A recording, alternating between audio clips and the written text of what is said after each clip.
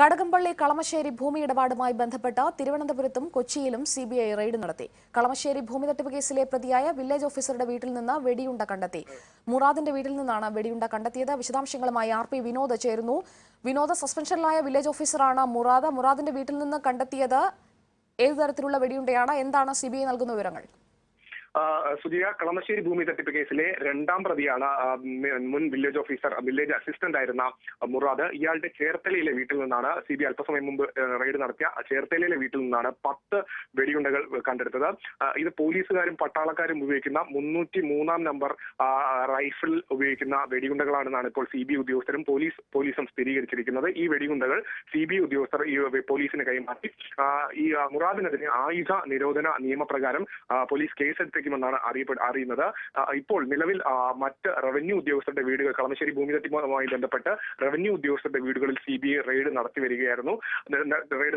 നേരത്തെ രാവിലെ മുതൽ നടത്തിയ റെയ്ഡിൽ, കളമശ്ശേരി ഭൂമി തട്ടിപ്പുമായി ബന്ധപ്പെട്ട് രാവിലെ മുതൽ നടത്തിയ റെയ്ഡിൽ സലീം രാജിന്റെ ബന്ധുക്കളും സുഹൃത്തുക്കളുമായ 4 പേരുടെ വീട്ടിലാണ് റെയ്ഡ് നടത്തിയത്. ഈ റെയ്ഡിൽ നിർണായകമായ ചില രേഖകൾ CBI പിടിച്ചെടുത്തു.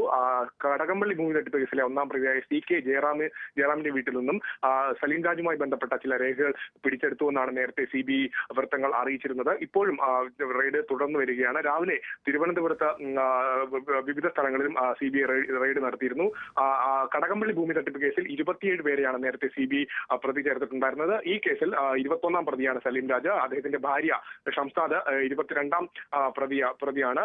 ഇതുമായി ബന്ധപ്പെട്ട് കൂടുതൽ അന്വേഷണം CBI ഉടൻ നടത്തും. 2 കേസുകളിലും ഉടൻ തന്നെ FIR സമർപ്പിക്കാനാണ് CBIയുടെ തീരുമാനം. തിരുവനന്തപുരം CBI യൂണിറ്റാണ് ഈ കേസ് അന്വേഷിക്കുന്നത്. നേരത്തെ ഈ കേസിലെ ഒരു പ്രാഥമിക FIR CBI കോടതികളിൽ, തിരുവനന്തപുരം CBI കോടതിയിലും അതുപോലെ തന്നെ കൊച്ചി CBI കോടതിയിലും സമർപ്പിച്ചിരുന്നു. കളമശ്ശേരി ഭൂമി തട്ടിപ്പ് കേസിൽ സലീം രാജ് പ്രതിയല്ല.